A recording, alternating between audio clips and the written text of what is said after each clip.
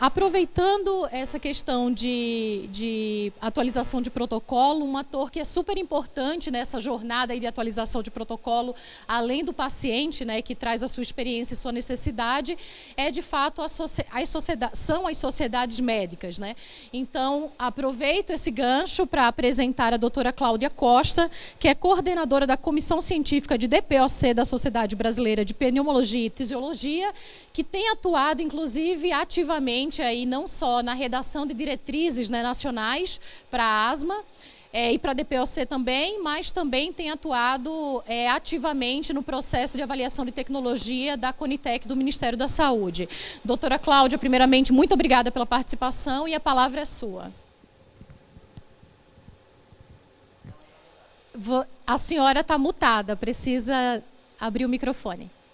Desculpa. Imagina. É um prazer enorme estar com vocês. Eu me sinto muito honrada por ter sido convidada e participar junto com essa mesa. Realmente é uma felicidade muito grande. O tema é muito importante, muito relevante. Eu, assim como a última palestrante, gostaria de compartilhar alguns slides para me ajudar na minha fala. Deixa eu ver como é que eu faço para... que aqui só tem compartilhar link.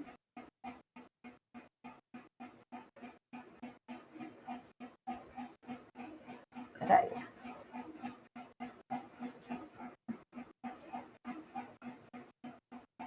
Só que ele não me... compartilhar. Aproveitando, enquanto a doutora Cláudia está compartilhando a apresentação, eu reforço sobre a necessidade das perguntas, caso seja do interesse da audiência, e lembro do QR Code que está aqui na tela. Tem todos os materiais e informações sobre o impacto dessas duas doenças, né, asma e DPOC, no sistema brasileiro de saúde. Não sei se a doutora Cláudia... Eu consegui aqui compartilhar, mas não sei se vocês estão conseguindo ver. Estamos. A gente só não está vendo a senhora, mas, a princípio, a tela está disponível. A tela está disponível. Então, vamos lá. Então, me cabe aqui falar um pouquinho das doenças respiratórias crônicas. E quando a gente vai falar de doenças crônicas, né, no nosso país, a gente tem 4 grandes blocos aqui. A gente ficaria entre as cardiovasculares, as doenças respiratórias crônicas, diabetes e câncer. Elas têm uma relação também com características dessa população, como o tabagismo, alimentação inadequada, o uso excessivo de álcool ou atividade física insuficiente. No caso das doenças crônicas, as 4 principais, a gente vê que, de alguma forma, a gente está conseguindo diminuir a taxa de internação, principalmente com relação às doenças cardiovasculares. Quando a gente se remete aqui a esse gráfico, que é chamado essa métrica, o DAILY, a gente consegue reparar que a asma ela tem um impacto principalmente na primeira fase de vida, dos 5 aos 9 anos de idade, e que a DPOC ela tem um impacto enorme a partir dos 50 anos de idade. Então, a gente vê que essas duas doenças, elas acabam são das principais doenças respiratórias crônicas que impactam em sobrevida e que impactam também em morbidade. Então, para falar um pouquinho dessas duas, com relação à asma, porque tem um tempo, né, a gente não pode falar de tudo, mas a asma, ela comete 150 milhões de indivíduos no mundo todo, é uma quantidade enorme de pacientes asmáticos. E a gente sabe que a asma ela se encontra numa 8ª posição mundial em relação à prevalência, cerca de 10 a 20% da população mundial tem asma. Isso se reflete em uma quantidade enorme de internações e de óbitos. Só para a gente ter uma ideia, o custo com a asma supera o que se gasta de tuberculose e AIDS somados. Muitas das vezes a gente tem a ideia de que que a asma comete mais criança, que é uma doença leve e que não traz grandes riscos para a vida dessas pessoas. No entanto, volta e meia a gente se depara com uma notícia de que houve uma morte de uma criança por asma e aquilo nos deixa surpreso, né? Por que isso aconteceu?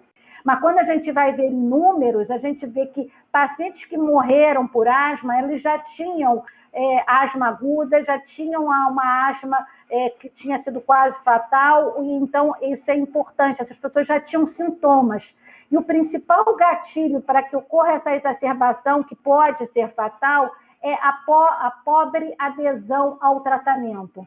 Ou seja, se o paciente não trata de forma adequada, ela não controla a inflamação que ocorre na asma e, por conta disso, ela vai tendo exacerbações que, eventualmente, podem ter um desfecho fatal.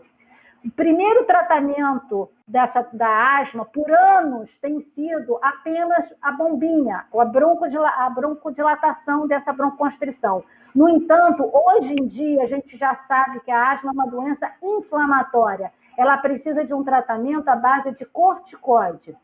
A bombinha, ela causa um alívio imediato, ela é barata e ela traz uma percepção para o paciente de que ela está tratando a sua doença porque melhora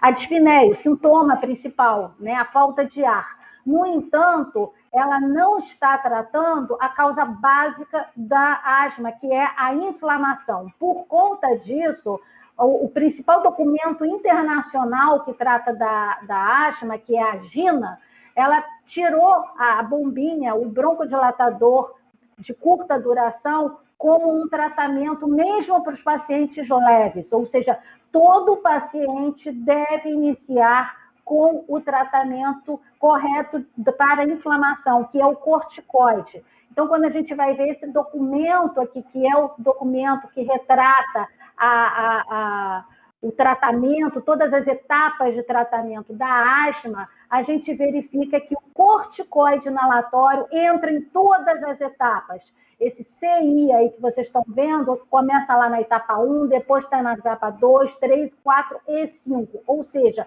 o paciente tem que usar corticoide o tempo todo. Isso nos remete a uma necessidade da gente mudar essa ideia de que a bombinha trata a asma que a nossa população ainda carrega.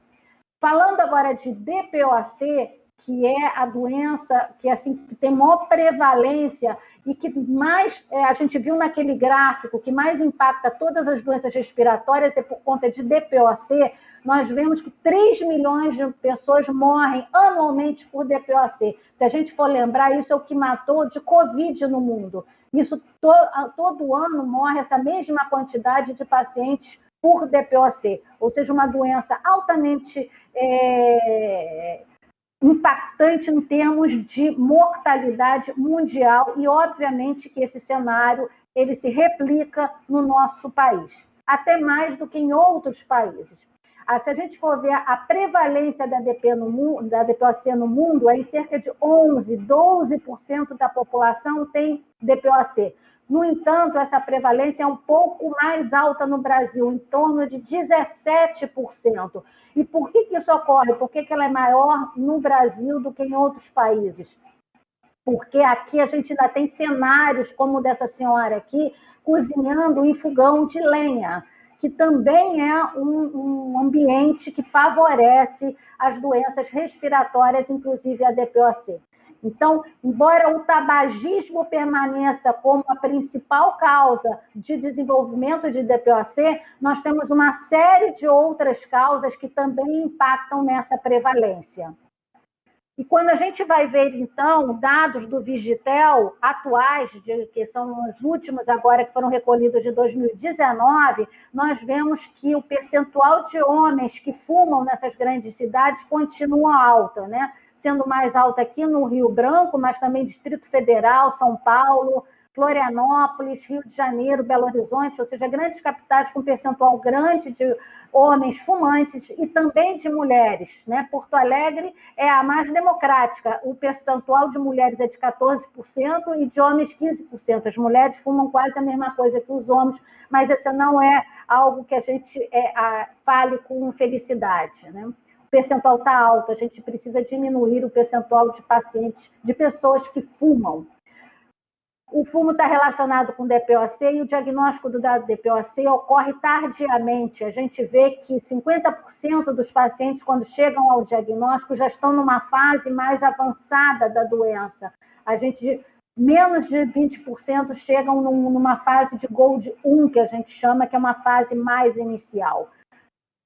Isso não ocorre só no Brasil, isso ocorre em vários países, no qual o diagnóstico do paciente é feito quando ele já tem muitos sintomas. Aqui a gente vê uma avaliação de um score chamado CAT, em que a partir de 10 o paciente já é muito sintomático, e a gente vê que o diagnóstico do paciente já é feito quando ele tem um score em torno de 20%, mostrando então que o paciente chega ao diagnóstico já com uma doença mais avançada. Isso tem uma implicação muito importante, porque o paciente ele já apresenta sintomas e, com isso, ele tende, né, por causa da falta de ar, ele tende a não fazer muita atividade física para se poupar. Ou seja, o descondicionamento físico ele ocorre numa fase precoce. E o descondicionamento físico também está relacionado com mais sedentarismo, e que esse sedentarismo, por sua vez, vai causar mais falta de ar, ou seja, o paciente entra numa espiral negativa da sua doença, tendo piora da sua morbidade. O nível de atividade física, como mostra este trabalho aqui, ele já diminui nas fases iniciais da doença. O paciente ele para de fazer atividades físicas para poupar o seu sintoma de falta de ar, né? Então, com isso vai piorando, tem um impacto negativo na sua doença. Então, as recomendações, tanto brasileiras quanto as recomendações do GOLD, que é uma diretriz internacional, visa não só reduzir os sintomas, como também reduzir os riscos futuros de exacerbação, de progressão da doença e de mortalidade. Com isso, é fundamental o tratamento com broncodilatadores. Broncodilatadores, esse que nem sempre o paciente tem acesso. Como falou a palestrante anterior a mim, a gente tem agora, no PCDT, já transitando o uso de broncodilatadores do tipo LAMA, mas, no entanto, isso ainda não está na prática clínica, isso não está ainda presente. A gente está esperando que isso ocorra rapidamente para que os pacientes tenham acesso à medicação correta e necessária para o tratamento da DPOC. Então, eu finalizo aqui falando que as doenças respiratórias são realmente prevalentes e que a gente precisa não só ter acesso universal a esse tratamento, mas também uma conscientização do tratamento correto para cada um dos pacientes.